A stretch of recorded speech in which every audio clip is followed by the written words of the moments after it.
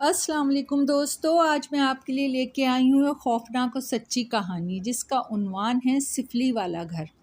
میرا نام ثروت ہے۔ جب میں سیکنڈ ایئر میں تھی تو ندیم کی امی نے مجھے کسی تقریب میں دیکھ کر ندیم کے لیے پسند کر لیا تھا۔ ندیم کا تعلق مڈل کلاس فیملی سے تھا۔ ندیم پڑھا لکھا نوجوان تھا، گورنمنٹ جاب تھی، اس لیے میرے گھر والوں نے ندیم کا رشتہ میرے لیے منظور کر لیا۔ ہم بھی مڈل کلاس سے تھے۔ ندیم 4 بہن بھائی تھے، میں سب سے بڑے تھے۔ دونوں بہنوں کی شادی ہو چکی تھی۔ ندیم کی امی کو ندیم کے لیے اب اچھی لڑکی کی تلاش تھی جو مجھے دیکھ کر ختم ہو گئی۔ میں ابھی آگے پڑھنا چاہتی تھی۔ امی نے مجھے سمجھایا کہ ندیم اچھا لڑکا ہے، اس کی فیملی بھی چھوٹی ہے، اسے رشتے بار بار نہیں آتے۔ میں خاموش ہو گئی۔ پھر 2 مہینے کے اندر میں بیاہ کے ندیم کے چھوٹے سے گھر آ گئی۔ ندیم اور اس کی فیملی اچھے اور سمجھدار لوگ تھے۔ میں جلد ہی ندیم کے گھر میں ایڈجسٹ ہو گئی۔ ندیم کے بھائی کی بھی جاب ہو گئی تھی اور میری ساس دیور کی بھی شادی کر کے اپنے فرق سے سبکدوش ہونا چاہتی تھیں، مگر اس گھر میں دوسری بہو نہیں لا سکتی تھیں کیونکہ گھر چھوٹا تھا۔ امی نے ندیم سے کہا، بیٹا تم اپنے لیے کوئی گھر خرید لو اور اس میں شفٹ ہو جاؤ، میں فہیم کی بھی دلہن لانا چاہتی ہوں۔ ندیم بولے، امی آپ پریشان نہ ہوں، میں جلدی گھر تلاش کر لوں گا، آپ فہیم کے لیے لڑکی ڈھونڈیں۔ امی مطمئن ہو گئیں۔ پھر جلدی ندیم کو ایک اچھا گھر مل گیا۔ جتنے پیسوں کی کمی ہوئی ندیم کے پاس امی نے دے دیے اور ہم اپنے نئے گھر میں شفٹ ہو گئے۔ امی بھی ہمارے ساتھ آئی تھیں کچھ دنوں کے لیے۔ پھر فہیم کی شادی کی بھی ڈیٹ رکھ دی گئی۔ میں اپنے ساس کے ساتھ فہیم کی شادی کی تیاریوں میں لگی ہوئی تھی، اسی لیے ہمارا گھر ابھی تک پوری طرح سیٹ نہیں ہوا تھا۔ ایک دن میں گھر میں کام میں مصروف تھی کہ میرا 8 ماہ کا بیٹے کے رونے کی آواز آئی۔ میں کام چھوڑ کر بیٹے کی طرف گئی۔ وہ بستر پہ بیٹھا رو رہا تھا۔ میں نے اسے گود میں اٹھایا اور اسے چپ کرانے کی کوشش کرنے لگی، مگر وہ چھت کو دیکھ دیکھ کے رو رہا تھا۔ میں اسے لے کے باہر آ گئی، شاید اسے گرمی لگ رہی ہو۔ جون کا مہینہ تھا، سخت گرمی ہو رہی تھی کہ اچانک گہرے بادلوں سے آسمان ڈھک گیا۔ میں حیران ہو کر موسم کو بدلتے ہوئے دیکھنے لگی۔ پھر تیز ہوائیں چلنے لگیں، پھر زوردار بجلی چمکی اور تیز بارش ہونے لگی۔ اندھیرا بھی ہو گیا۔ مجھے یاد آیا میں نے اچار بنانے کے لیے کیریاں دھوپ میں رکھی تھیں۔ میں جلدی سے وسیم کو جھولے میں ڈال کر باہر آنگن میں بھاگی۔ چارپائی پہ کیریاں خشک پڑی تھیں۔ میں جلدی سے بغیر سوچے کیریاں سمیٹ کے اندر آ گئی اور شکر کیا کہ کیریاں خراب نہیں ہوئیں۔ پھر میری نظر اوپر جانے والی سیڑھیوں پہ پڑی، جہاں ایک لڑکی لال کپڑے پہنے سیڑھیوں پہ کھڑی تھی اور میرے بیٹے وسیم کو دیکھ رہی تھی۔ میں اسے دیکھ کے بری طرح ڈر گئی اور بھاگ کر وسیم کو گود میں اٹھایا اور پھر سیڑھیوں کی طرف دیکھا، مگر اب وہاں کوئی نہیں تھا۔ میں سوچ میں پڑ گئی، کیا واقعی میں نے اس لال کپڑے والی لڑکی کو دیکھا تھا یا یہ میرا وہم تھا؟ مجھے اب موسم سے بھی ڈر لگ رہا تھا جو خطرناک ہوتا جا رہا تھا۔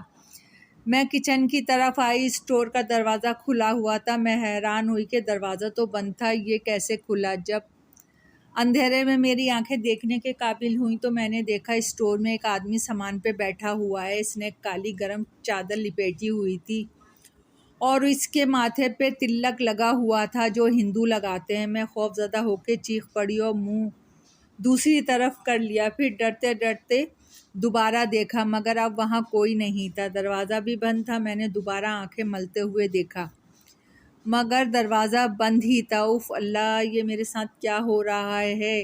میں جلدی سے اپنے کمرے میں آ گئی اور آیت الکرسی پڑھنے لگی۔ ابھی آدھا ہی گھنٹہ گزرا ہوگا کہ دروازے پہ دستک ہوئی۔ میں نے گھڑی دیکھی، 5:30 بجے تھے۔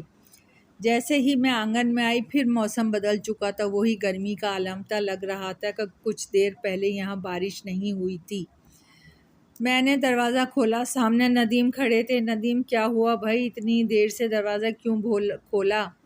میں بولی، وہ دراصل بارش ہو رہی تھی نا، آپ کی دستک کی آواز دیر سے آئی۔ ندیم نے حیرت سے مجھے دیکھا۔ میرا دماغ تو نہیں الٹ گیا ہو؟ خیر، میں نے کھانے کے بعد ندیم کو آج کی ساری باتیں بتائیں۔ وہ توجہ سے میری بات سن کر بولے، ثروت تمہیں وہم ہوا ہے، جیسا کہ تم کہہ رہی تھیں کہ بارش ہوئی ہے مگر آج تو گرم ترین دن تھا، اور پھر دیکھو مہنگائی کتنی ہے، ہمیں سستا مکان مل گیا ہے، ورنہ آج کے دور میں کہاں ملتا ہے ایسا گھر۔ میں خاموش ہو گئی۔ ایک رات بہت حبس تھا، ہم آنگن میں چارپائی ڈالے سو رہے تھے۔ میری آنکھ وسیم کے کھلکھلا کے ہنسنے سے کھلی۔ میں نے جلدی سے اپنے برابر میں وسیم کو دیکھا۔ وسیم اپنے بستر پر نہیں تھا اور اس کے ہنسنے کی مستقل آوازیں آ رہی تھیں۔ میں نے ندیم کو اٹھایا اور روتے ہوئے کہا، ندیم، وسیم پتہ نہیں کہاں ہے۔ ندیم نے جلدی سے اٹھ کے لائٹ کھولی اور جہاں سے وسیم کی آواز آ رہی تھی وہاں ہم گئے۔ وسیم برآمدے میں بیٹھا بلی سے کھیل رہا تھا جو کالی تھی۔ میں نے جلدی سے وسیم کو گود میں لیا اور باہر آ گئی۔ ندیم بھی میرے پیچھے پیچھے آ گئے۔ میں وسیم کو سینے سے لگاتے ہوئے بولی، ندیم، آج آپ نے خود دیکھ لیا نا بھلا وسیم کیسے چارپائی سے اتر کے برآمدے میں جا سکتا ہے اور اندھیرے کے باوجود بلی سے کھیل رہا تھا۔ ندیم اب کچھ فکر مند ہو گئے تھے۔ بولے، ہاں دیکھتا ہوں۔ پھر 2-3 روز اسی طرح گزر گئے۔ میں دوپہر میں صفائی کر رہی تھی۔ ہمارے آنگن میں ایک درخت لگا ہوا تھا برگد کا۔ میں صفائی کرتے ہوئے اس کے نیچے آئی تو مجھ پر کچھ بوندیں پڑیں۔ میں نے اپنے سر پر ہاتھ پھیرا، ہاتھ میں خون لگ گیا۔ میں چیخ مار کے بھاگی اور کمرے کے دروازے پہ جا کے میں نے پلٹ کے دیکھا، شاید کوئی پرندہ زخمی ہو، مگر وہاں ایک عورت بیٹھی تھی۔ اس کے ہاتھ میں کچھ تھا، وہ اسے نوچ نوچ کے کھا رہی تھی اور اس میں سے خون کی بوندیں گر رہی تھی۔ میں کمرے میں آ کے دروازہ بند کر کے بیٹھ گئی اور آیت الکرسی پڑھنے لگی۔ ندیم جب گھر واپس آئے تو میرا برا حال تھا خوف سے، میں زرد ہو رہی تھی۔ ندیم مجھے دیکھ کر گھبرا گئے اور بولے، کیا ہوا ثروت، سب خیریت تو ہے؟ میں روتے ہوئے بولی، ندیم، میں نے آپ سے کہا تھا نا یہاں کچھ ہے، مگر آپ نے کوئی توجہ نہیں دی، میں تو خوف سے مر ہی جاؤں گی اس گھر میں۔ ندیم بولے، اللہ نہ کرے ثروت، میں نے جمیل سے کہا ہے کسی صاحب علم کے لیے، اس نے کہا ہے وہ ابھی باہر گئے ہوئے ہیں، کل تک آ جائیں گے۔ پھر دوسرے دن شاہ صاحب جمیل کے ساتھ ہمارے گھر آئے۔ انہوں نے ہمارے سارے گھر کا معائنہ کیا اور بولے، آپ کے گھر میں آپ سے پہلے جو فیملی رہتی تھی ان پر کسی نے سفلی جادو کروایا تھا، وہ لوگ تو کافی نقصان اٹھا کر یہ گھر چھوڑ کے چلے گئے ہیں، مگر اثرات ابھی تک باقی ہیں۔ اس کی کاٹ میں کم سے کم 7 دن لگیں گے اور آپ کو اپنی فیملی کو بھی کہیں اور منتقل کرنا پڑے گا،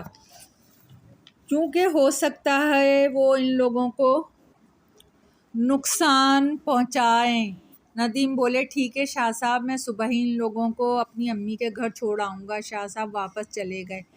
ندیم نے مجھ سے کہا، تو امی کے گھر چلی جاؤ 1 ہفتے کے لیے، مگر امی کو کچھ نہیں بتانا، میں شاہ صاحب کے ساتھ رہوں گا۔ میں اپنے سسرال آ گئی۔ میری ساس، دیور اور دیورانی مجھے اور وسیم کو دیکھ کر بہت خوش ہوئے۔ ندیم کے بارے میں پوچھا۔ میں نے کہا وہ آفس کے کام سے شہر سے باہر ہیں، تو امی مطمئن ہو گئی۔ ندیم مجھے روز حالات سے آگاہ کرتے۔ بہت مشکل پیش آ رہی تھی سفلی کے کاٹنے میں، کیونکہ بہت سخت عمل کیا ہوا تھا، کسی ہندو نے اپنے موکل بھیجے ہوئے تھے۔ خیر ندیم نے 7ویں دن مجھے خوشخبری سنائی کہ شاہ صاحب بہت پہنچے ہوئے تھے، بہت محنت کی ہے اور اب سفلی کا خاتمہ ہو گیا ہے۔ پھر 8ویں دن ندیم مجھے لے کر گھر آ گئے۔ پھر ہم نے گھر کی صفائی کی، پھر مدرسے سے بچوں کو بلا کے قرآن پاک ختم کروایا۔ اللہ کا شکر ہے اس کے بعد ہمارے گھر سے ساری نحوست ختم ہو گئی اور آرام سے ہم اس گھر میں رہنے لگے۔ دوستو، کہانی پسند آئی ہو تو لائک اور سبسکرائب کیجیے گا۔ آپ کی دعاؤں کی طلبگار۔